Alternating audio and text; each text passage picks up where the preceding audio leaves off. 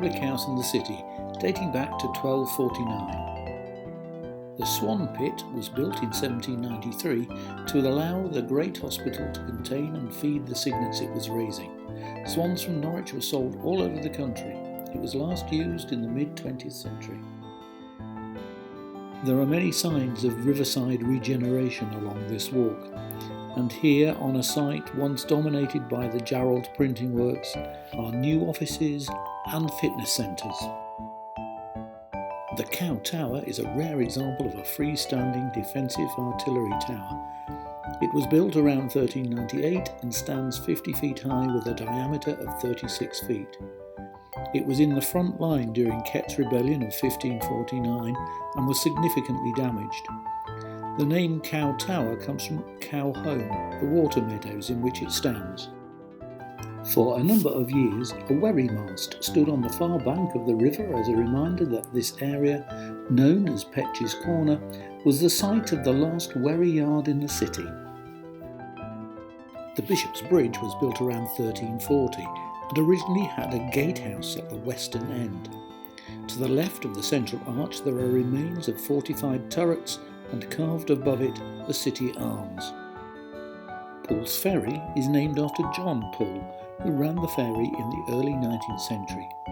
The archway is a 15th century watergate and spans what once was a canal, built to move stone used in the construction of the cathedral. Norwich Yacht Station is the main mooring area for Broads boats in the city and is operated by the Broads Authority. The present Foundry Bridge is the third to stand on this site. The first opened in 1811 and this one in 1888. Pencils by Paul Logan and The Wader by Colin Miller are both located in the gardens beyond the Premier Inn. The station building was opened in 1886 by the Great Eastern Railway on an existing station site. It was originally known as Norwich Thorpe. Regular trains serve London, Liverpool, Cambridge, Great Yarmouth, Sheringham and Lowestoft. The steel figures are the result of a design competition for local school children to nominate Norfolk people who have made a contribution to the life, culture and history of the county. They were translated by artist Katie Hallett and represent Horatio Nelson, Stephen Fry and Edith Cavall. The Riverside development of retail, leisure and residential buildings on the former industrial site of Bolton and Paul began in the 1990s. The point where the river widens was the turning area for coasters in the days when this part of the river formed the port of Norwich. The new footbridges, the Lady Julian Bridge, opposite the cinema, and the Novi Sad Friendship Bridge at the retail park are both capable of swinging open so larger vessels can enter the city. A few older buildings remain on the far bank. For example, the Young's Brewery buildings exist as part of Wensum Lodge Adult Education Facility, and part of the ABC Wharf remains, but most of the evidence of industrial past has disappeared. There were once timber yards, flour mills and breweries in this area, with rail sidings running along the east side of the river. Small steel posts close to the Novi Sad Bridge are a tribute to the workers of Bolton and Paul, manufacturer of wartime aircraft and timber products. Residential apartments nearest to Carrow Bridge, on the west bank, once formed Albion Mills, a textile mill, then biscuit factory, and from 1932 until 1993, R.J. Reed's flour mill. Beyond Carrow Bridge, the remains of the boom towers can be seen. These were part of the city defences, allowing a chain to be lowered across the river to stop unwanted craft proceeding upstream. On the far bank of the river is the site of the former Coleman's Mustard Works. The football stadium has been on this site since 1935, and the Gerald stand, completed in 2003, was the last major addition. If railways interest you, then on reaching the hotel at the corner of the football ground, rather than following the path around the stadium, head forward onto Carrow Road to the rail bridge, where there is an excellent view of the mouth of Norwich Station. Paper Mill Yard, part of the old Coleman site, has maintained a number of industrial features as part of its redevelopment. Albion Mills is a much sought-after development on the site of the old Reed's Flour Mill. St Etheldreda's Church was made redundant in 1975 and is now used as affordable studio space for local artists.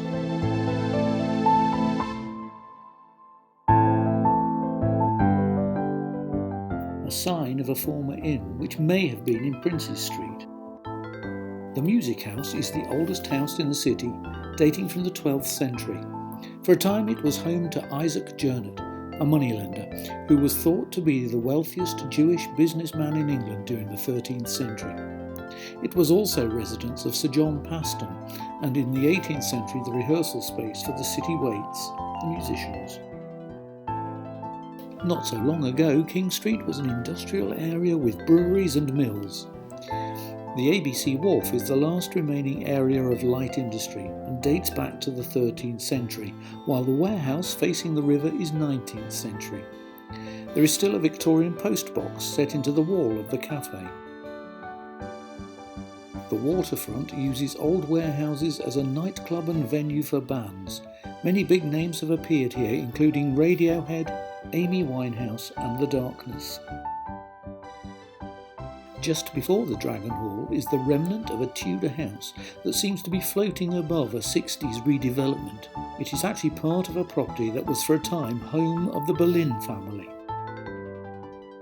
Dragon Hall is a medieval merchant's hall built around 1430. The name derives from the carved dragon on the interior roof beams of the main hall.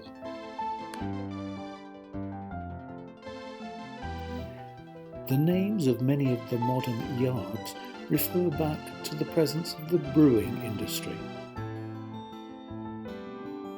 Howard House, former home to Henry Howard, the Duke of Norfolk, is at the time of writing coming to the end of a major restoration as part of the St Anne's Quarter development after nearly 30 years of neglect.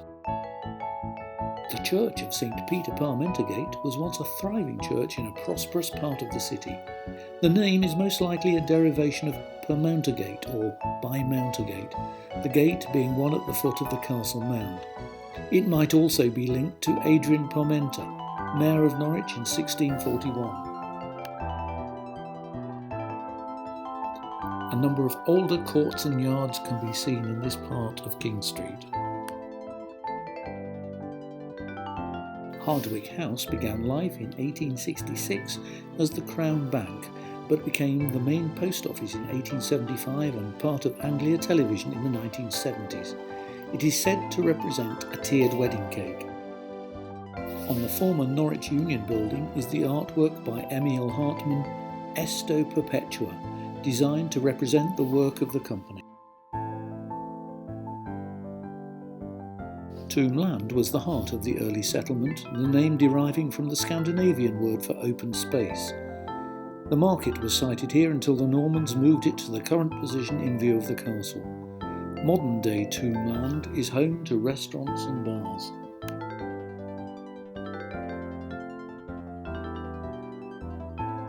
St George, Tombland sits between Tombland Alley and Princes Street. It remains a traditional high church within the Anglican tradition. Augustine Stewart House was the birthplace and home of Augustine Stewart, a successful 16th century mercer, sheriff and mayor. The house is a good example of a Tudor merchant's house and is built in a jettied style, where the upper floor projects over the lower floor. Because many of the timbers have warped, it has a crooked appearance. The Erpingham Gate was built by Sir Thomas Erpingham in 1420 and designed to complement the west end of the cathedral. The Edith Cavall Memorial commemorates the Swardston-born nurse who was executed during the First World War. The inscription reads, "Patriot and Martyr." The building with Samson and Hercules supporting the portico was built on the site of a former mansion in 1658 by Christopher Jay to celebrate his period as mayor. Bordering the north of Tombland, the Maid's Head Hotel dates from the 13th century. It is claimed it was the place where Elizabeth I stayed when she visited the city in 1587. The Church of St Simon and St Jude stands on the corner of Wensum Street and Elm Hill. It has a large decorated style east window, suggesting that the chancel is the earliest part of the church, dating from the early 13th century. It was made redundant in the 1890s and part of the tower collapsed in 1911. After years of neglect, it was brought back into use in the 1950s, initially as the headquarters of the Norwich Scouts and Guides.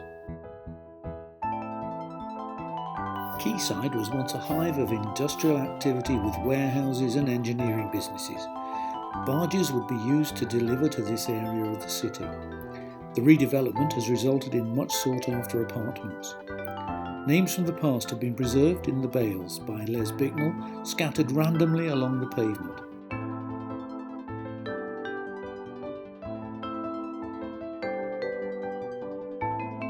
Cotteman House is a Georgian residence, once the home of John Sell Cotteman, the local watercolour artist. St Martin at Palace Plain is mentioned in the Domesday Book, making it one of the oldest churches in the city.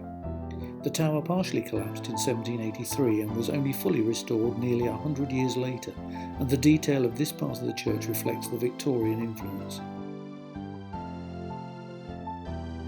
The Anika Gate, more commonly known as the Bishop's Gate, was built around 1435 by Bishop Anik. It consists of two entrances, one for vehicles and one for pedestrians. Under the gate there is a brick vault that was once used as the bishop's prison. The current bishop's house is a mid-19th century building. Whitefriars Bridge and the remains of Anchorite House, part of the Whitefriars Monastery. St James's Mill was built in 1839 on the site of the Whitefriars Priory by the Norwich Yarn Company. The mill was bought by Jarrells in 1902 and leased to Cayley's Chocolates in 1904. In 1918 it was sold and became an instructional factory for the government, but was eventually bought back by Jarrells in 1927.